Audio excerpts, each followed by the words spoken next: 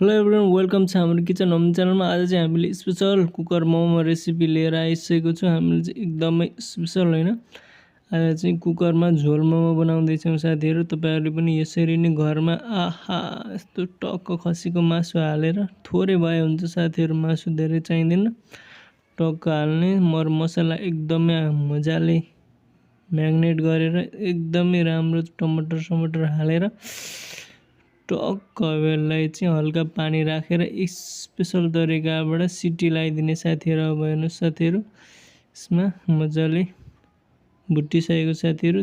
6-7 city लगाइसकेपछि यतिको भइसकेको साथीहरू। यसमा अलिकति पानी एड गरेर चाहिँ ट्याक्क मोमो हाल्ने साथीहरू। मोमोस हालिसकेपछि साथीहरू टक्क 2 सिटी लगाइदिएपछि झोल मोमो रेडी भएर हेर्नुहोस् त साथीहरू, यस्तो दामी भइसकेको साथीहरू। हेर्नुहोस् त।